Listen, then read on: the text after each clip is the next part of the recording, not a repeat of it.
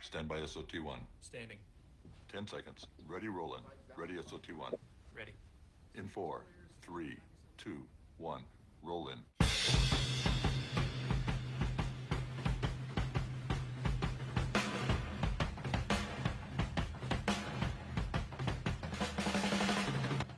From legendary Uncle Studios in beautiful Southern California, welcome to another edition of Work Comp Matters, the central location for you employees, you employers, and of course, we haven't forgotten about you damn independent contractors. And now, here's this week's edition of Work Comp Matters. It is February 11th, 2002, 12 noon straight up. Welcome to another edition of Work Comp Matters. We are sponsored by mancavepodcasting.com. We have almost 700 podcasts in the tank. They're completely free, available to you 24/7. And if you want to do your own podcast, all you have to do is talk anywhere in the world. All you need is a smartphone or a computer.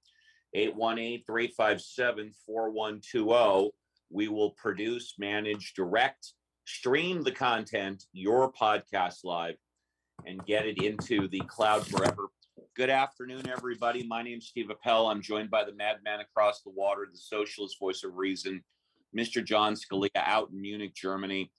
And boy, oh boy, is today a hell of a news day. You know, normally on work, well, always on Work Comp Matters, John and I do stories which we believe are of interest to you, California employees, employers, and independent contractors. And most of the time, those are stories that emanate from California. However, today in pre-show, I didn't even have to go over with John the stories that we're going to read, because most of my stories are outside of California. But we'll do a very quick, a real quick, not a recap, but a prelude. And then we'll get into our news. For stories affecting employees, employers, and independent contractors emanating from California, which John will probably be reading most, if not all of them, is California really ready to lift those COVID mandates? Sutter Health antitrust trial begins. Los Angeles County posts the worst daily COVID death tally in 11 months. Sanitary district joins national effort to track COVID outbreaks. Workers at Camarillo Hospital protest staff shortages regarding PPE policies. What's the difference between a pandemic and an endemic? COVID stillbirths. The coronavirus can severely damage the placenta in pregnant women. Also, here's a story that's close to the Appel family from Reuters. Novavax says COVID-19 shot 80% effective in adolescent study. And most of San Francisco Bay Area will lift indoor mask orders. We have those stories. Of course, this is Super Bowl weekend. I am going to go to my first story. And as I indicated, here we go. Any Americans still in Ukraine should leave immediately, the White House said today, as it warned that Russia could potentially launch an invasion of the country any day now, possibly even during the Olympics. And the story does not say possibly even during the Super Bowl. Okay? Any Americans in Ukraine should leave as soon as possible, and in any event in the next 24 to 48 hours, President Joe Biden's national security advisor, Jake Sullivan, said during a press briefing. Those remarks echoed Biden's own warning for U.S. citizens in Ukraine to leave now during an interview yesterday with Lester Holt. This is a very different situation, and things could go crazy quickly. Sullivan noted that the United States is not certain that Russian President Vladimir Putin has made a final decision to invade. Yeah, right. but it may well happen soon. Russia has spent months building up its military presence at various points along the Ukrainian border. More than 100,000 Russian troops are currently stationed there. An invasion, if it occurs, was previously expected to come after the close of the Winter Olympics in Beijing in order to avoid a conflict with China, Russia's ally. The story goes on, but I wanted to ask John Scalia about the Russian and the German pipeline, because I heard, and John, you're in Munich, Germany, okay?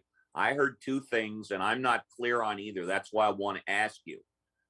I heard that Russia provides natural gas to about half of the European Union, and apparently Germany has recently threatened to cut off the pipelines that Russia uses.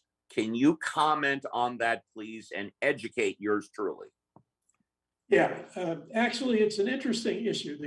There is already a pipeline that's been in existence for a long time, but the pipeline that's come under discussion is called Nord Stream 2. That means North Stream 2, okay? And that pipeline has just been completed, and it runs directly from Russia under the sea, the Black Sea, I guess, right directly to Germany. Now, when that pipeline was being built, anybody could have seen that the Russian motivation in building that pipeline was to avoid the current pipe, or not to use exclusively the current pipeline, which goes through Ukraine, because the Russians have to pay it. They have to pay a usage tax or a transit tax to Ukraine for the original pipeline, the pipeline that still goes and still flows. Okay, the new pipeline is under the water. It goes directly from Russia to Germany. They don't have to pay anybody. Okay, that's the first thing. Now, I've been here for 8 years, okay, and that pipeline wasn't nearly finished when I got here. I may be a socialist, and it's the ex-head of the Socialist Party who's in charge of the relations on that pipeline. I have been adamantly opposed to that pipeline since the day I got here. And I've written plenty of anti-Merkel stuff because she stood by and let that happen. I said, what are you doing? Are you out of your minds? You know, so anyway, that pipeline is essentially built. But but it gets even, there's still a twist, obviously. Okay, first of all, yeah, you're right. The figure is Russia supplies about 40% of the natural gas for Europe. All right, which goes back to what I've always said about Russia, that it's basically a third world economy with a first world military. All right. I mean, to give you an example of how clear and how true that is, Russian gold medal winners get $60,000 for a gold medal, and they get a Mercedes-Benz. You know why? Because you wouldn't give anybody a Russian car unless you were penalizing them. So yeah, even the Russians know their economy sucks in terms of consumer goods. So the Russian pipeline is built. Now you'd say, well, why isn't gas coming through it? Well, in order to operate in Germany, you have to have a valid license. You have to have a license to operate that's valid in Germany. The Russians didn't have that. Now, the Russians have other client states in Europe, and they have Serbia, which you may remember. Serbia is that great state where, mass murder is considered patriotic, where they massacred all those Muslims, and to this day, they don't deny it. They started World War II with a Serbian who, assassinated World War I rather, Archduke Francis Ferdinand. So basically, they're more anarchistic than Italians. So Serbia issued a permit for the pipeline. Well, Serbia is not in the EU. So the Germans said, because all this thing is really coming down the pipe now, the Germans said, well, that license isn't really valid, so we're not going to let you turn it on just yet. Now, the US has put an incredible amount of pressure on Germany. The German new chancellor, who's also part of the Socialist Party, refuses to outright say, yes, we won't use the pipeline if Russia invades Ukraine. But let me say this. Joe Biden, who I don't, as you know, I'm not a big Biden fan, not a Biden fan at all, really. But Joe Biden has made it very clear. He said, if they invade, Nord Stream 2 is dead. Now, what does he mean by that? How can the United States cut off that pipeline? Well, it's very simple. For those of us who use, like I send money to the States all the time, okay? And the way you transfer money from country to country is in a system called SWIFT, SWIFT. Don't ask me what the initials stand for. Everybody just says SWIFT. SWIFT is the international means of transferring money from one country to another. And that includes governments from one country to another. So all the United States has to do, the United States, believe it or not, I mean, we're used to getting all these defeats because America apparently is too stupid to learn you can't fight guerrilla wars or against wars of national liberations or religious fanatics. But America may be stupid, but it's still the most powerful country on earth by far. And America also controls the world economy. Believe it or not, America controls the world economy. You can argue about whether it's right, and it was set up after World War II at the Breton Conference, and it's a long story, but that's what happened. So what we can do is we can pull the plug on Russia being in SWIFT and say, guess what, Ruskies, you're not in SWIFT anymore. And that means that the Europeans can't pay for the gas because they can't transfer the money, and the Russians can't get the money because they can't get it through the international means of exchange. And that's how America essentially can cancel the pipeline. And Biden apparently needs to use it because that's really the only way America can say to the Germans and to the Russians, you invade Ukraine, the pipeline's dead. And I'm sure that's what he's going to do. So that's what's going on. That's what Nord Stream 2 is all about. And it's been a big mess it's been controversial from the beginning. I mean, some of Germany's allies told them, don't do it. I think Sweden said, don't do it. Some of the Norwegian and the Ukrainians said, don't do it.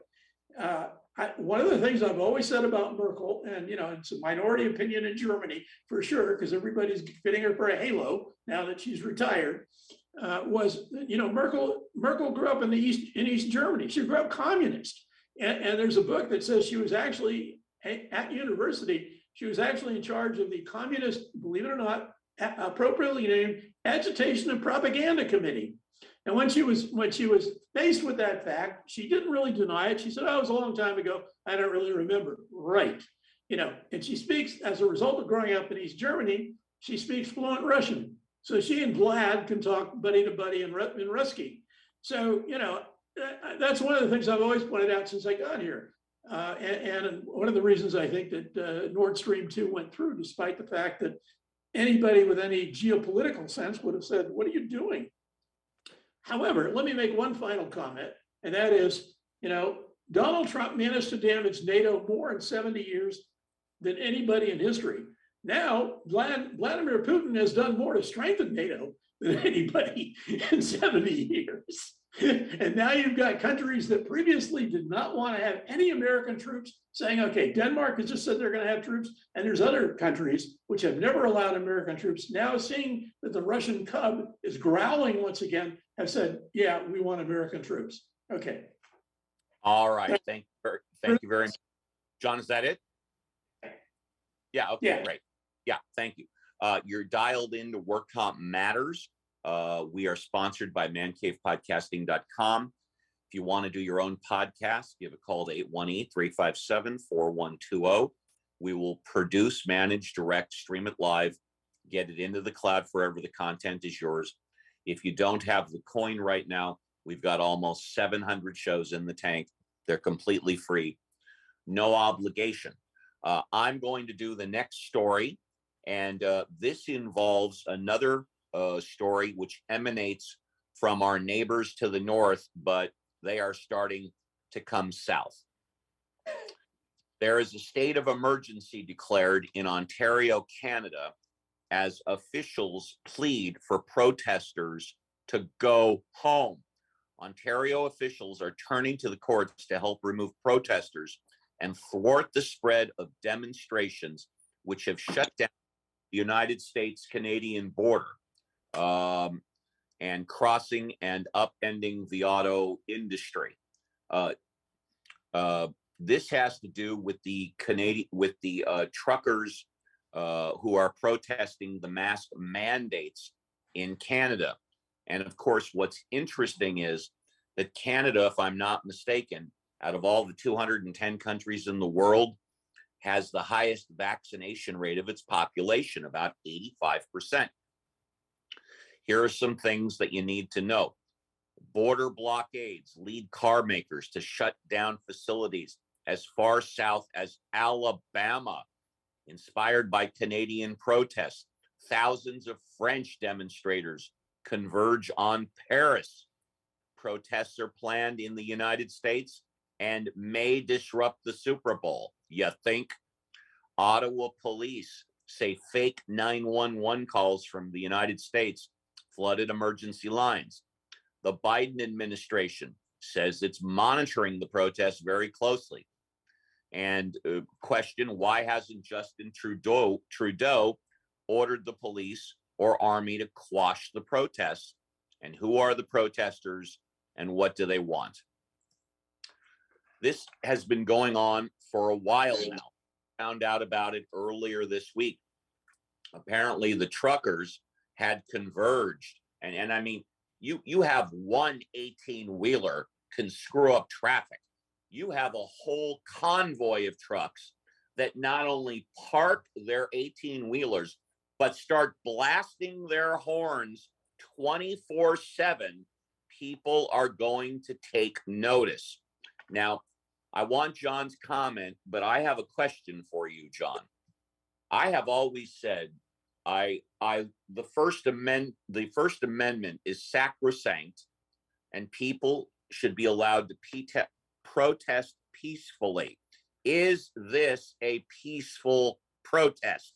A lot of people say no. What's your take? No, clearly it's not, because it's tying up highways and tying up commerce. I mean, as a student, I was involved in non-peaceful protests, obviously, but no, this is not peaceful.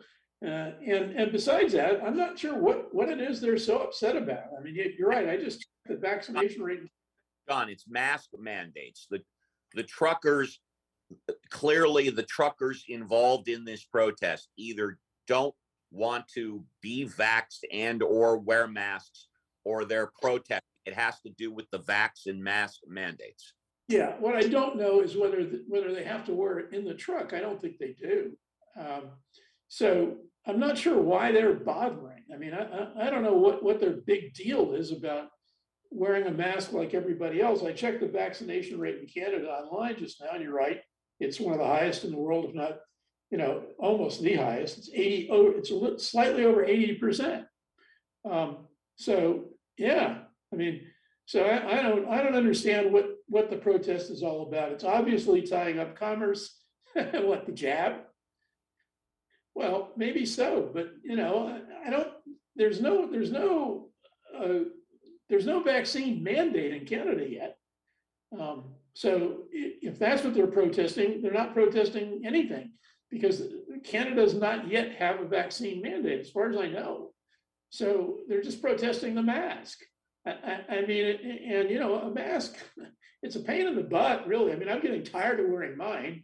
We've worn them here for about 2 years now, okay? And unlike America, it was shortly after the first few months where we said, no, you can't use cloth, you have to go to the FFP92. But they're so cheap here, they're less than €1 a piece, and it lasts for a little bit. So it's no big economic expense. Is it nuisance? Yeah. But I mean, it's not like it's not like somebody's making you, use crutches to walk. So I don't get it. I don't know what their protest is all about. I guess they've taken the poison pill and decided that anything that tells them that they have to mask up is anti-freedom and anti, it's just authoritarian and blah, blah, blah. And all I can say is, if you live in Canada and you think that's an authoritarian government, I suggest you move to China. Yeah, I hear what you're saying. I clearly hear what you're saying. And I'm going to do one more story, which does emanate from California. And we'll see if we have any time left for John to do any of his stories. Many California workers will be eligible for COVID-19 supplemental sick leave under a bill signed Wednesday by Governor Gavin Newsom, the GAV, that extends the paid time off through the beginning of this fall. Businesses cannot thrive in a world that's failing. And that's why sick leave is foundational. Keeping people healthy, keeping patrons safe is so important. The governor said at the signing ceremony for the legislation, which took place in the morning at the Bay Area restaurant. Why is Newsom doing all this stuff at restaurants and crap? I don't know. Newsom's signature on the new law comes after the state legislature approved the measure earlier in the week. The new law only applies to businesses with 26 employees or more and covers workers who are unable to work or telework for COVID-related reasons. Under the bill, employers will be required to give workers as much as 2 weeks paid time off if they become infected with the coronavirus. Eligible employees will receive up to 40 hours of paid time off if they are experiencing COVID-19 symptoms, caring for a relative who tests positive for the virus, or who are subject to quarantine or isolation orders.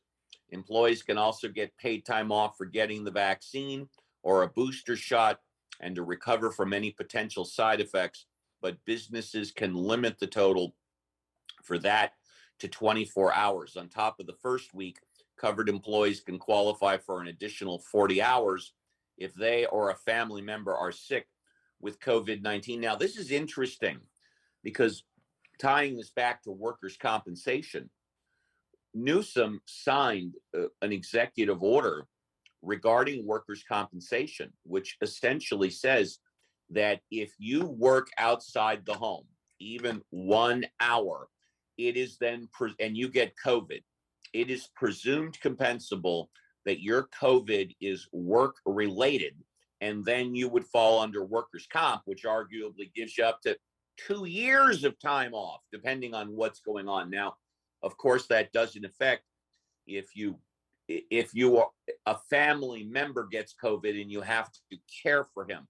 So I just hope the Gav didn't forget about his executive order regarding workers' compensation, but that executive order does not apply if you only work from home. John. Well, at least he didn't sign the new bill at the French Laundry. Right, that's my point. Yes, exactly. Okay, what are taxpayers spending for those free COVID tests? The government won't say. The 4 free COVID-19 rapid tests President Joe Biden promised in December for every American household have begun arriving in earnest in mailboxes and on doorsteps. A surge of COVID infections spurred wide demand for over-the-counter antigen tests during the holidays. Clinics were overwhelmed with people seeking tests, and the few off-the-shelf brands were nearly impossible to find at pharmacies or even online via Amazon. Prices for some test kits cracked the $100 mark, and the government vowed that its purchase could provide the test faster and cheaper so people, by simply swabbing at home, could quell the spread of COVID. The Defense Department organized the bidding and announced in mid-January, after a limited competitive process, that 3 companies were awarded contracts totaling nearly $2 billion for 380 million over-the-counter antigen tests, all to be delivered by March 14. The much-touted purchase was the latest tranche in trillions of dollars in public spending, blah, blah, blah. And it goes on to say that they keep trying to phone people to find out what the government actually paid for all these tests. And one number for the Army or Department of Defense said, oh, that number's been dead for 8 months. So they can't find a single place where you can go and say, what is the US government spent, how much taxpayer money is going for these tests? And once again, apparently it's a state secret or a federal secret. When California lifts its universal indoor mask mandate next week, February 16, it will be the first time since June 15 that the Golden State has relaxed rules on moving about freely without face coverings. And as a postscript to this, Los Angeles still has its super spreader mandate. Whereas if you gather with 10,000 people or more, i.e. Super Bowl, which is this weekend at SoFi, people are required to wear masks. Well, not only was Governor Gavin Newsom and Mayor Garcetti and Magic Johnson taken pictures of at the playoff game at SoFi a couple of weeks ago without masks. Clearly, that is not being followed at SoFi. Now, what I have heard is that everybody who goes into the Super Bowl this Sunday will be given a free N95, K95, whatever the heck it is, mask. I suspect a lot of them will be filed away in the appropriate receptacles. But that being said, it's nice how the people that go to the Super Bowl get free masks. Yet when Gavin Newsom contracts for over $1 billion in masks last year, I haven't seen one. I'm still waiting for my damn mask. John, you've got the last story of the day. Okay, Sutter Health claims it doesn't have market power, can't violate antitrust laws. Can't. Sutter Health on Thursday attempted to shake off federal antitrust allegations by arguing that the 24 hospital system, hear that, 24 hospitals, doesn't have market power in the Northern California region it serves. Really? Sutter Health's attorney, Jeffrey Levy, a Jones Day partner, who gave Sutter's opening statement as the trial kicked off, claimed that the $13 billion organization faces vigorous competition, particularly from a larger California health system, Kaiser Permanente. The most important thing for you to remember is if you conclude Sutter does not have market power, it cannot violate the antitrust laws, and that's what the evidence will show, Levy said. So it's going on and on. It's an interesting case. It's an interesting approach. I'm sure that if there's a jury, I think there is. I don't think telling the jury that my client, you can't say my client's guilty if somebody else who's not on trial isn't. I'm not sure that's a great strategy. Jones Day, by the way, is a huge nationwide law firm.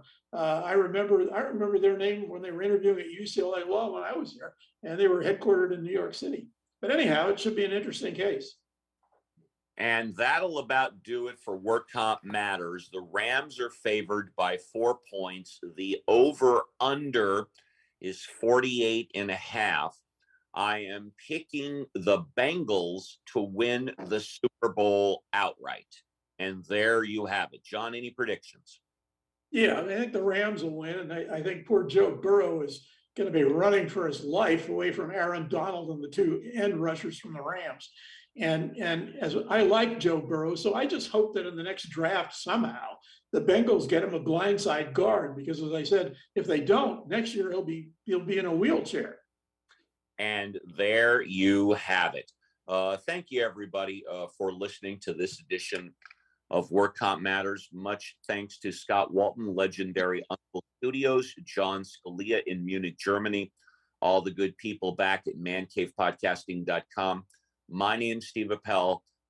We will see you again Monday, Valentine's Day, live 12 noon for another edition of Work Comp Matters. Enjoy the game, everybody.